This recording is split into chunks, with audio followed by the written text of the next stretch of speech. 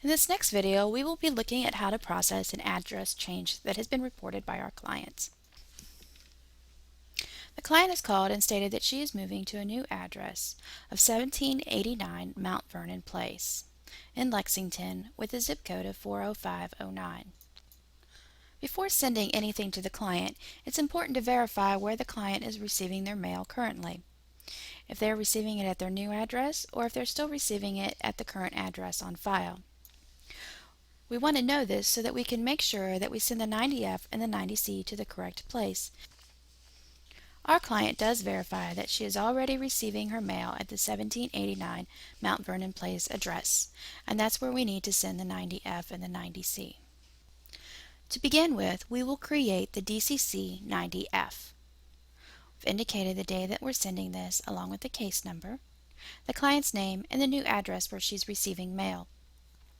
In this section, we will indicate what we're requesting and when that information is due by. The client will have 10 days from the day that we send the 90F to return the requested information. As you can see, we've marked the box that says Proof of Residence and asked the client to have the attached form filled out by someone who's familiar with her living situation. We reinforce the due date in this section and advise that if the information is not received on time, we will have to take actions to deny or discontinue the case. Finally, make sure that you have included all of your personal information here so that the client may contact you if necessary. Once you have filled out the DCC 90F, you will want to make a copy for the client and one for your files. At that point, you will return back to the case summary page for the case and go to Case Forms. In Case Forms, you will want to select the DCC 90C Household Verification and print a copy to be sent to the client and for your records. You need to indicate the form due date, which again is 10 days from the day you're sending the 90F to the client, and request the form. The form will open in a second window where you will need to print it. You will want to take a second to review that all the information is correct. You will notice that the address on this form is the client's previous address, and that is because we have not made any changes to the case in KICS yet, and will not do so until this form has been returned.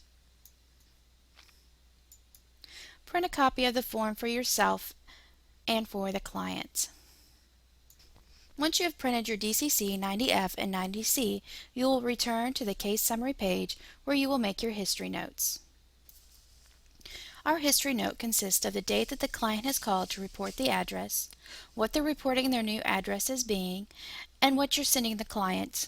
Additionally, you want to indicate where you've placed the file so that it will be easy to locate when the information is returned.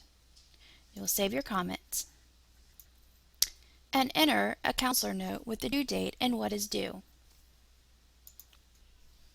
From this point, it's a good idea to go ahead and enter your managed case change date as previously discussed in this training session. To do so, you will go to Eligibility Main and choose Manage Case Change Dates.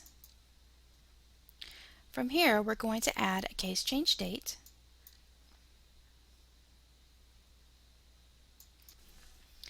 We'll enter the due date of 2/25/11 because that's the day that we've given the client to return all the information.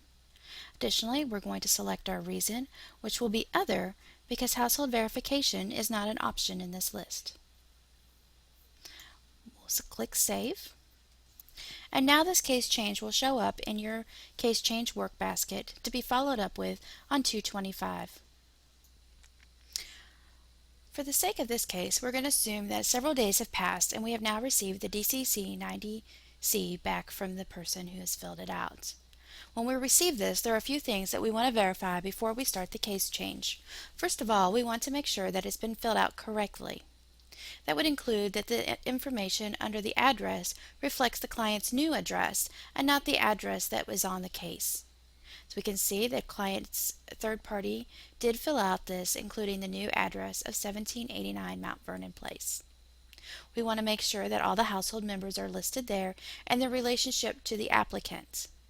We can see that there's 3 household members listed here, and it's the client, her daughter, and her son. And this information does correspond with what we already have in the case. Finally, we want to verify that the information has been signed by the person filling the form out and that they have included their contact number should we have any questions. Now that we have reviewed the information returned and have found it acceptable, we can move forward with the case change process. To begin with, we will go to Eligibility Main and input an interview date. Because this is an address change, the interview date can be the date that the information was returned.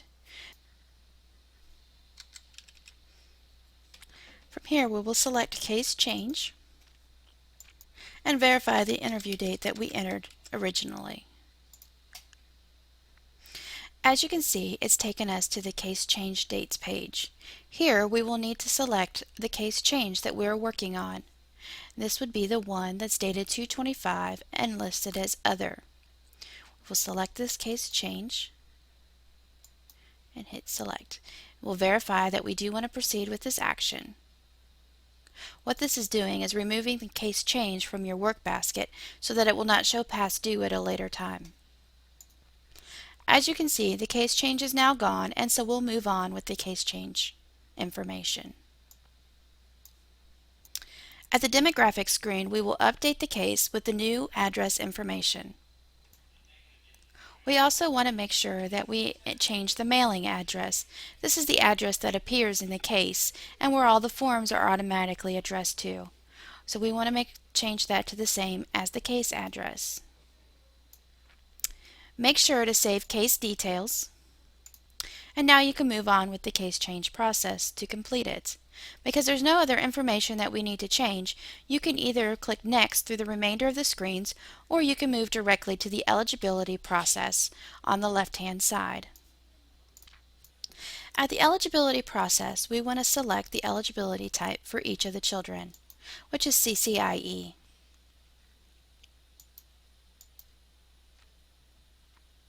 The reason for care is going to be work income eligible, and then we will select Next. On Eligibility Summary, we do want to verify that the address was in fact changed and it is correct before we click Finish.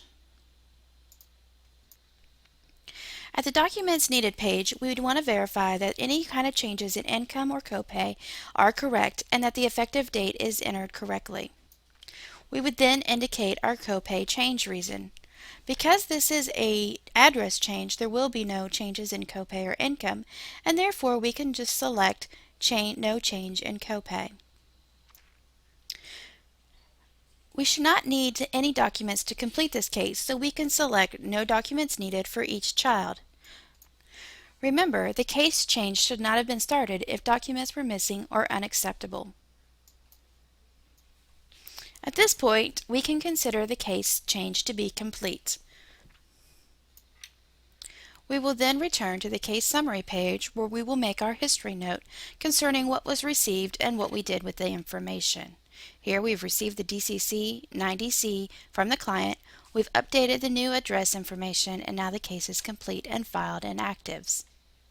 We will save this comment and return to Notes History, where we will print the case comments associated with the address change. Remember, we want to use the dates range that indicates when the case change was initially started by the report from the client to the point in which we completed it, either through receiving the requested information or through termination.